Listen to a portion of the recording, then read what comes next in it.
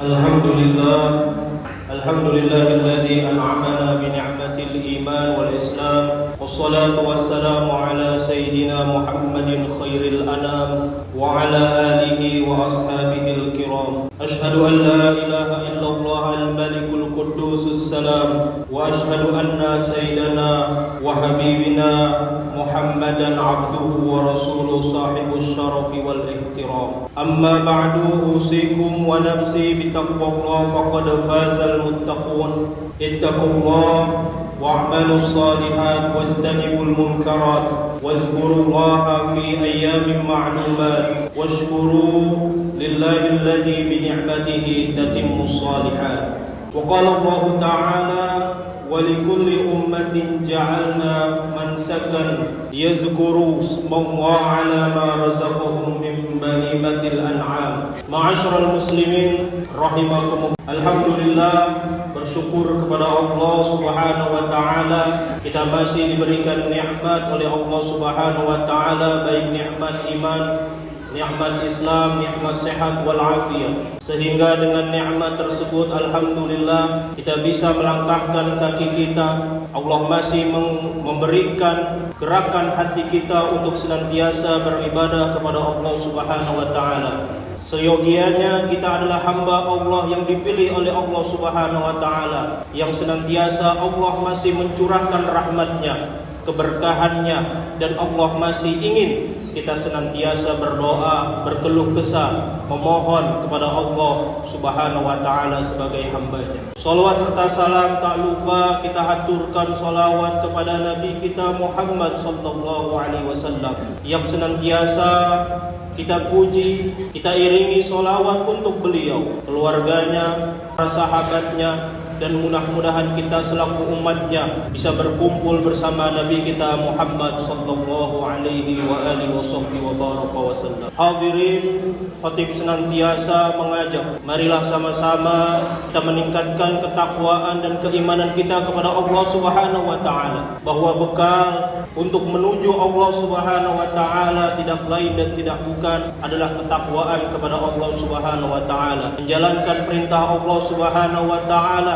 menjauhi larangan-larangan Allah Subhanahu wa taala. Menjalankan perintah Allah bukan hanya menjalankan kita beribadah di dalam masjid, tetapi kita mengamalkan daripada nilai-nilai syariat Allah, berlaku baik kepada sesama manusia, makhluk Allah Subhanahu wa taala yang lainnya, berlaku lemah lembut, tidak kasar, selalu menjalankan fungsi-fungsi daripada apa yang sudah diberikan oleh Allah Subhanahu wa taala dengan baik dan benar. Para jamaah hadirin yang dirahmati oleh Allah Subhanahu wa taala, di bulan Dzulqa'dah ini umat muslim sudah bersiap-siap untuk melaksanakan ibadah kurban dan ibadah yaitu haji, di mana kedua ibadah ini sangat erat kaitannya agar bisa mencapai muslim yang patuh, ikhlas, dan sempurna agamanya. Berkurban adalah perintah Allah Subhanahu wa taala sebagai pendekatan diri kepadanya. Bahkan perintah ibadah kurban disandingkan dengan perintah ibadah salat. Firman Allah Subhanahu wa taala, a'udzubillahi minasyaitonir rajim, fasholli li rabbika wanhar, maka kerjakanlah salat karena Tuhanmu dan berkurbanlah. Al-Quran Surah Al-Kautsar ayat 2. Kaum muslimin rahimakumullah, ibadah kurban adalah ibadah yang sudah disyariatkan.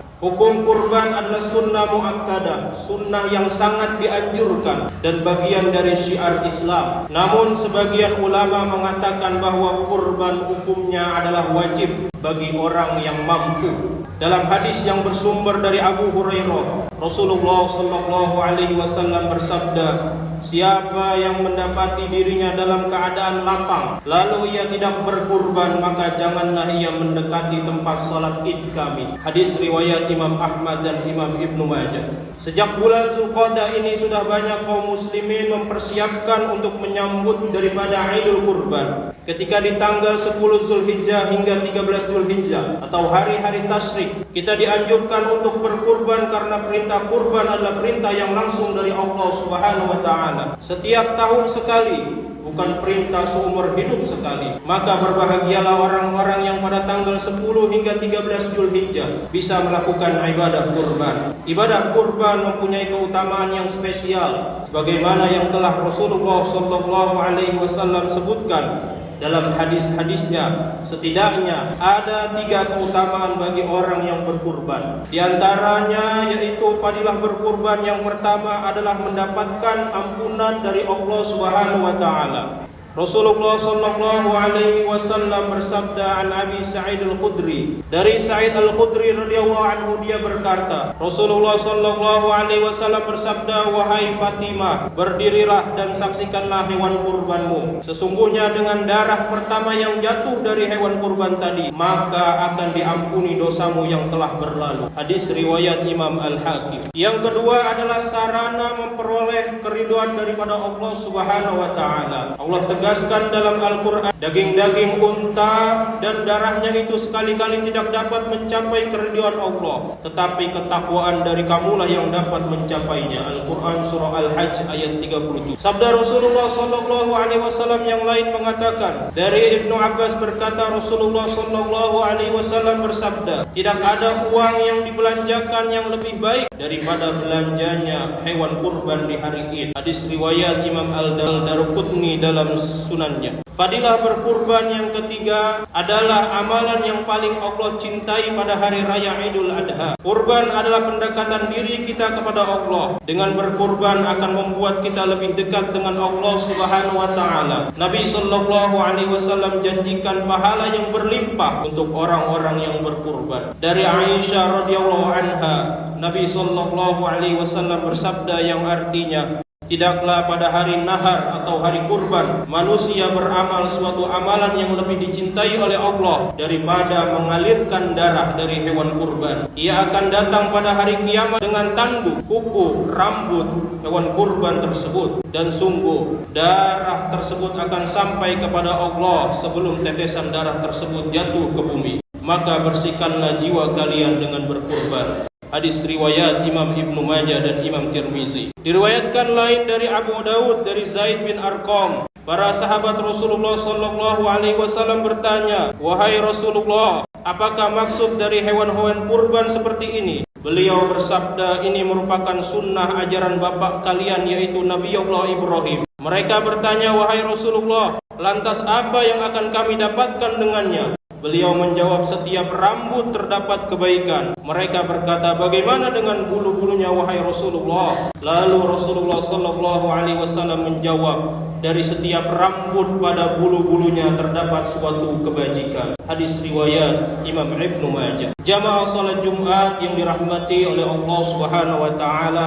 bila kita berkurban, tetaplah memurnikan niat semata-mata karena Allah Subhanahu wa taala dan menyadari bahwa berkurban merupakan rasa syukur kita atas segala nikmat yang telah Allah berikan kepada kita. Bukan karena tujuan-tujuan tertentu atau karena maksud lain yang dapat mencederai nilai dan pahala berkurban itu sendiri. Bersegeralah melakukan kebaikan di bulan yang mulia ini selagi kita mampu, mumpung kita masih hidup, mumpung masih Allah berikan rizki yang luas. Bagi kita yang belum bisa berkurban, maka marilah kita tanamkan niat semoga Allah memberikan keluasan rizki kita dan digerakkannya hati kita untuk bisa berkurban di tahun yang akan datang. Selanjutnya, bila kita belum bisa berkurban, mari kita berkurban melalui amal terbaik kita. Di antaranya membantu dalam pelaksanaan Idul Kurban, baik dalam pemotongan hewan kurban, pembersihan, pendistribusian, ataupun hanya sekedar ikut bergembira seraya mengagungkan nama Allah Subhanahu wa taala. Apapun itu bernilai di hadapan Allah Subhanahu wa taala.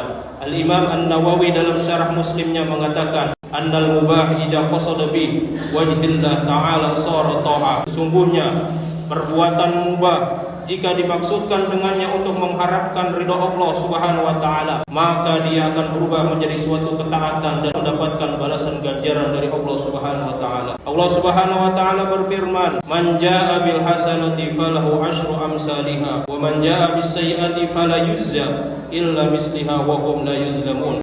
Barakallahu li wa lakum fil Qur'anil Karim wa nafa'ani wa iyyakum bima fihi minal ayati waz zikril hakim. Wa taqabbalallahu minni wa minkum tilawatahu innahu was-sami'ul 'alim. Aqulu qawli hadza fastaghfiruhu innahu huwal ghafurur rahim.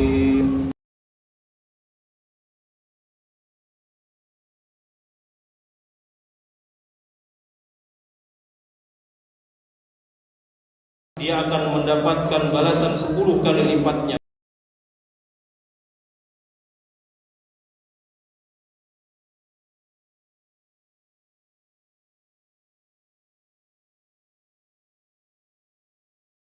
Siapa yang berbuat keburukan, dia tidak akan diberi balasan melainkan yang seimbang dengannya.